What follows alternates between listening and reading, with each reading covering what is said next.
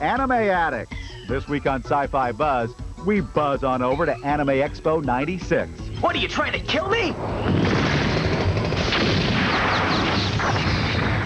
You'll meet one of the trailblazers of anime, from Astro Boy to Yamato. Prepare. Stand by. The Buzz. Movies. Personalities. Sci-Fi. FX. Behind the scenes. Cutting edge. Get ready. Is this the biggest anime and manga-based convention in the United States? It's gotta be, folks. Hi, everybody. Mike Jarek here with a special edition of Sci-Fi Buzz. This time from Anime Expo 96. This is the 5th anniversary of this massive comic and anime exposition, this time being held in Anaheim, California.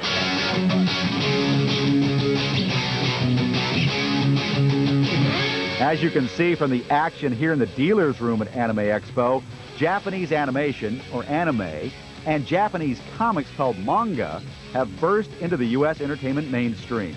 Not only is there fast and furious buying and selling of anime videos and manga, but businesses smoking for animation cells and a dazzling array of anime-inspired toys, model figure kits, and T-shirts.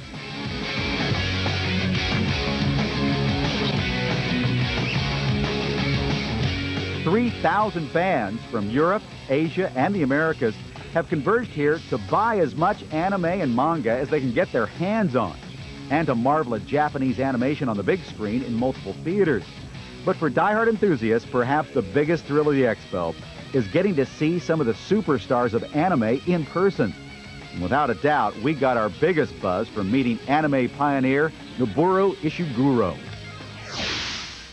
There you go, Astro Boy, on your flight into space. In 1963, Tetsuwan Atom, or Astro Boy as it's known here in the States, became Japan's first animated TV series. The show helped launch the career of many young artists. One of them was Noboru Ishiguro. But who knew back then that the neophyte animator would later emerge as one of the great innovators of adult-themed sci-fi anime? Certainly not his parents. My father was very strict, and when he often caught me drawing comics, he would come over and rip my comics apart. As for my mother, she was very understanding, but had doubts about me being able to make a living writing comics. Fortunately for anime fans, Ishiguro continued his art. Following college, he won the job as key animator on Astro Boy. But that was hardly enough for this ambitious young man. Mr. Tezuka's production company was too large for me.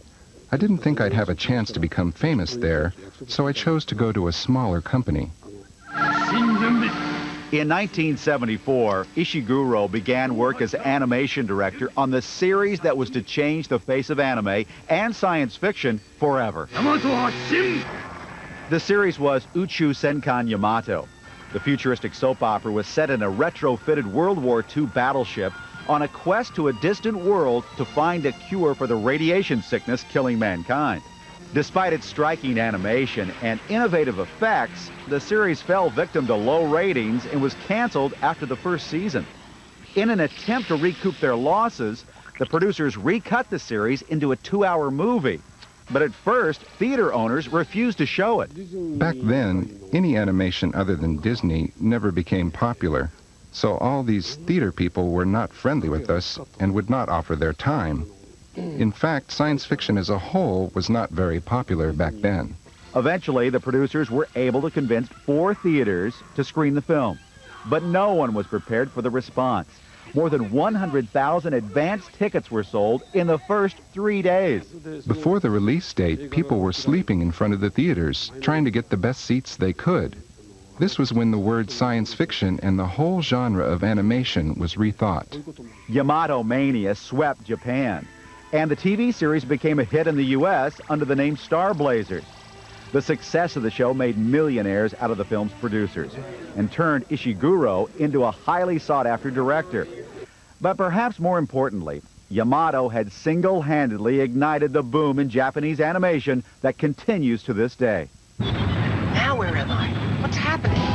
Ishiguro went on to direct many of the genre's most popular shows, including Macross, Orgus, and Megazone 2-3. He's currently working on Legends of the Galactic Heroes. And what does this living legend of anime see as the future of this rapidly evolving art form?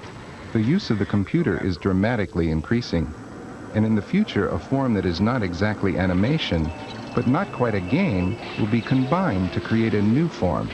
Unfortunately, I do not understand computers very well since I am from an older generation. I finally got my email hooked up, but for some reason, my messages all get bounced back. Though he hasn't yet joined the cyber age, Ishiguro still remains very much on the cutting edge of anime.